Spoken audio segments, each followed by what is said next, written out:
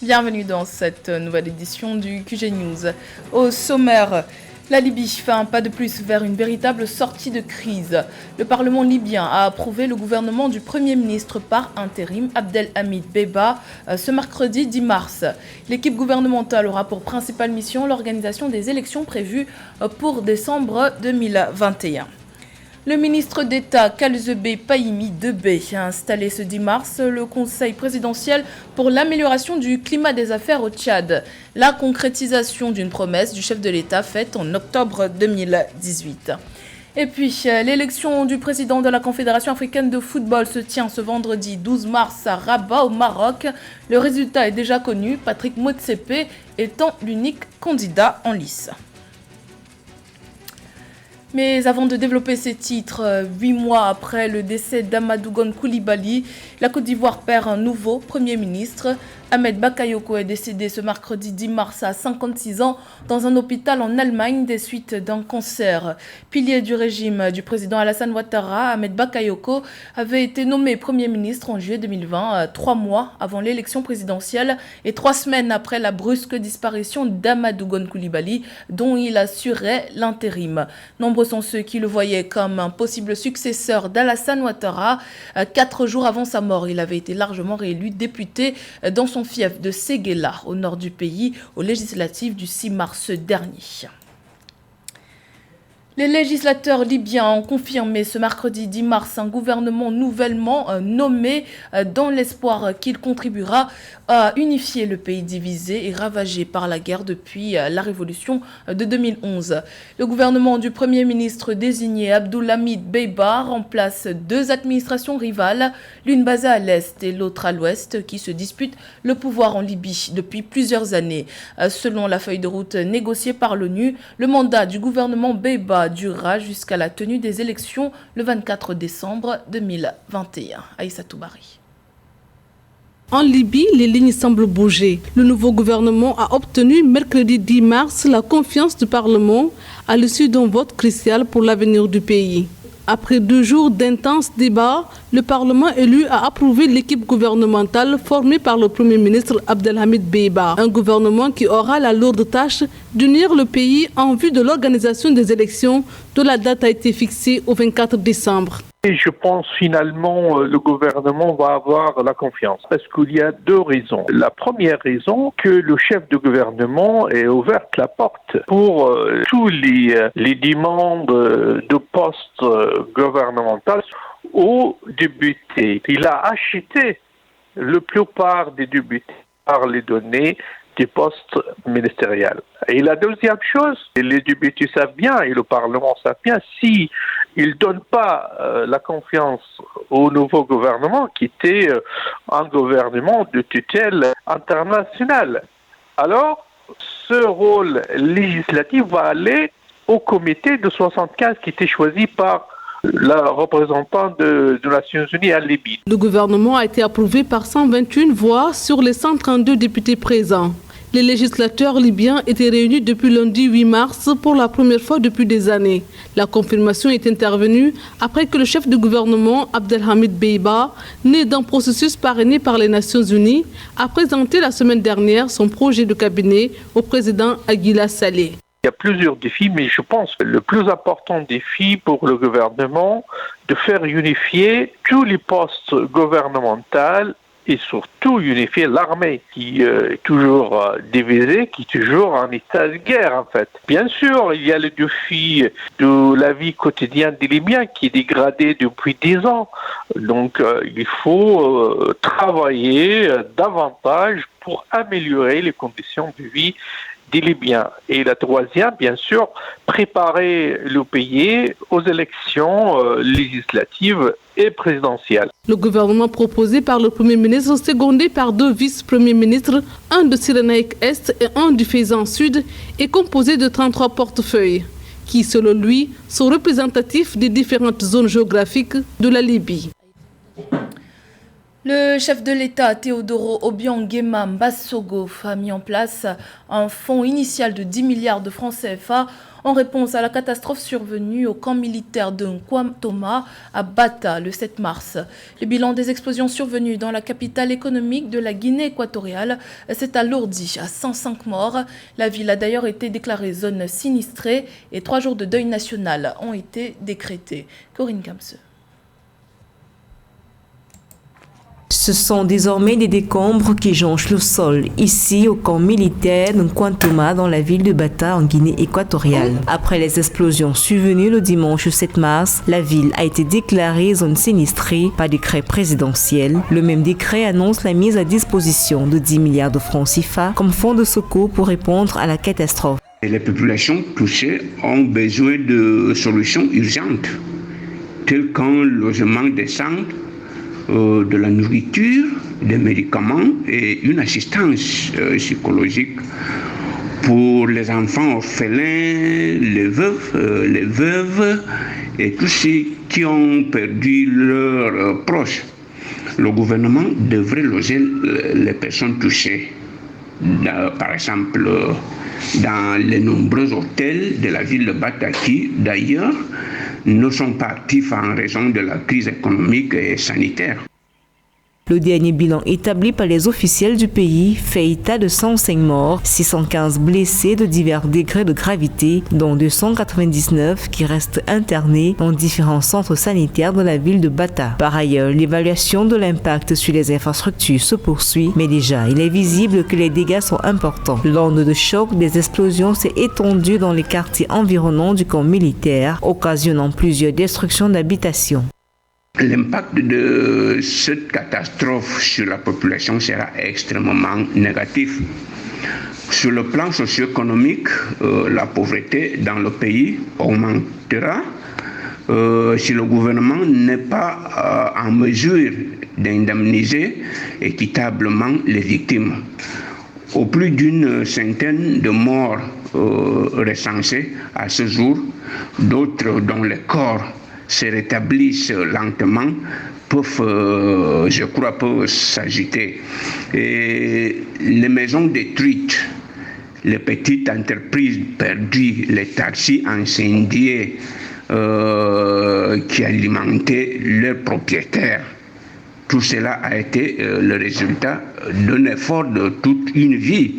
Et maintenant, tout est perdu. À l'issue de la visite qu'il a effectuée sur le site avec son épouse, le président de la Guinée équatoriale, Teodoro Obiang Mbasogo, a décrété 3 jours de deuil national, soit les 10, 11 et 12 mars 2021. Un comité national d'urgence devra procéder à l'évaluation générale de la situation survenue à Bata et présenter des propositions de solutions au gouvernement pour atténuer et réparer tous les dons, aussi bien aux personnes privées qu'aux infrastructures publiques. Pour cela, le comité dispose de 30 jours. Retardée par la crise sanitaire, l'installation du Conseil présidentiel pour l'amélioration du climat des affaires a finalement eu lieu ce mercredi 10 mars au Tchad. Cette instance, présidée par le chef de l'État, Idriss Déby Itno, a pour ambition d'associer les opérateurs économiques à la prise des décisions relatives aux réformes économiques et faciliter les partenariats publics et privés. Reportage de notre correspondant Mahamat Ramadan, commentaire Corinne Kamse. Au Tchad, le gouvernement a lancé officiellement ce mardi 10 mars 2021 un conseil présidentiel pour l'amélioration du climat des affaires. Objectif, créer les conditions favorables à l'investissement direct étranger afin d'accélérer la transformation structurelle de l'économie. Un observatoire a été aussi initié pour suivre l'effectivité de la mise en œuvre des réformes économiques. L'amélioration du climat des affaires au Tchad implique également une adhésion massive et un changement de comportement de toutes les couches sociales, en particulier les fonctionnaires, les responsables publics, civils et militaires. Tous les acteurs de la vie administrative et économique de notre pays doivent considérer désormais le secteur privé comme notre principal créateur de richesses et d'emplois. La capacité de l'État à financer seuls les investissements étant limitée, les autorités appellent les opérateurs économiques privés à multiplier les partenariats publics-privés afin de créer de la richesse et des emplois. Pour les acteurs du secteur privé, le gouvernement doit au préalable poser les jalons nécessaires à l'importation et à l'exportation pour faciliter le commerce transfrontalier. N'oublions pas que le Tchad est au centre des grands enjeux. La transsaharienne, la route de la soie, la ZLECAf. Et nous avons été réconfortés par le mot du maréchal lors de la visite inaugurale de l'ONAMA. Je cite, il faut voir grand. Le Tchad est grand, le Tchad n'est pas petit. Classé 182e rang sur 193 pays par Doing Business du groupe de la Banque mondiale en 2020, le Tchad veut améliorer à travers cet organe institutionnel les conditions des investissements privés pour accélérer la mise en œuvre de sa politique de diversification économique entamée en 2016. Le Tchad qui a procédé ce mercredi 10 mars à la levée du couvre-feu instauré depuis le 2 avril 2020 suite à la crise sanitaire liée au coronavirus. Le couvre-feu renouvelé à plusieurs reprises depuis 11 mois a pris fin conformément à une recommandation du comité de gestion de crise sanitaire. Bonne nouvelle pour les acteurs politiques engagés dans les élections présidentielles tchadiennes du 11 avril prochain, dont la campagne électorale débute ce jeudi. Le ministre de la Santé publique a souligné que la situation épidémique est sous contrôle dans le pays. Le Tchad affiche à ce jour 4214 cas de contamination avec 3724 guérisons et 148 décès depuis l'apparition de la pandémie. 220 millions d'hectares de forêts tropicales humides perdus depuis 1990, soit une moyenne de 7 millions par an, selon une nouvelle étude publiée dans la revue Science Advances. L'étude réalisée à partir de données satellitaires recueillies sur 30 ans révèle que la déforestation a été largement sous-estimée, en particulier sur le continent africain. Une déforestation notamment associée à l'agriculture sur brûlis. Ameneji.